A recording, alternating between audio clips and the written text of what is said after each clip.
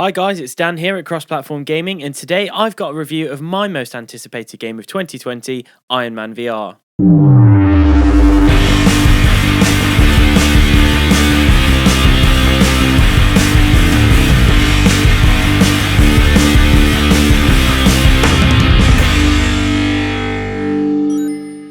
Anyone who knows anything about me will know that I've been a massive Marvel fan since I was a child. Those same people will also say that I'm still a child at the age of 29, and if anything, the Marvel Cinematic Universe has made it worse. Now, Iron Man was always my favourite, and let's be honest, what little boy didn't want to be Tony Stark? He had all the gadgets, gets anything he wants, and just in case you forgot, a spectacular suit of armour that can fly.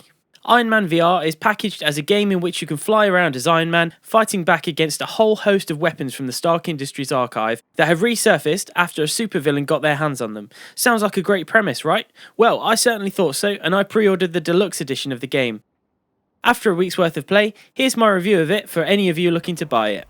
The first thing I want to mention is just how immersive this game is. When you first don the suit, you can naturally look down and see the armour following the contour of where your body is, all guessed by outstretching your arms when you boot up the game. There are also a lot of items you can interact with, and the way that you move or how you interact with them feels very natural. Now I'm going to have to warn you, some footage of the game is about to follow where you'll see me playing through the game on camera. You'll have to excuse the dishevelled lockdown look, but we all need a good laugh. Now, the reason I've included the picture-in-picture is to demonstrate one of the biggest drawbacks about the game, its clunky movement. When you're just being Tony, the movement is locked to turning your head until you find a spot you want to move to and then teleport there. This is very jarring and detaches some realism. It is something that affects all of these types of VR games though. The only real fix would be to add analog sticks to the Move controllers, similar to the Nintendo Joy-Con. Even when your movement is less restricted as Iron Man, there are still moments that remind you that this is just a game. As you see here, I'm flying around without a care in the world until you need to make a sharp turn. This is where it all falls apart. Again, you have to press a button to turn around and the movement is not very smooth. Your screen darkens almost to the point that you can't see where you're going, and I certainly felt increasingly disheartened about what the game could have been at these times. How could the developers think this was acceptable when slower turns with your head just feel so slick? On a lighter note though, I am a fan of the suit customizations. This allows each person to create their own version of Iron Man with a selection of different traits, weapons and abilities.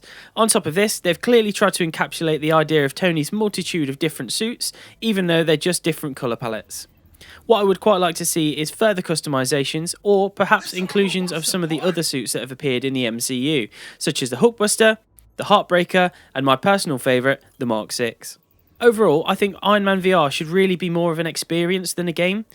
It's in a very similar vein to Batman Arkham VR, but a little more immersive. The graphics are nothing special, but are actually better inside the headset. If I wasn't a Marvel or Iron Man fan, then I think I'd have wasted my money. However, the game is aimed at Marvel and Iron Man fans, and there are just enough little Easter eggs, quips, and heroism to keep me coming back for more. As always, let us know your thoughts in the comments below, and please give us a like. Feel free to share the video, and if you like what you see, why not subscribe to us? We've also set up our social media platforms, so look out for us over on Facebook at xplatformgaming and over on Twitter at xplatformgaming. From all of us here at Cross Platform Gaming, thanks for watching and stay safe.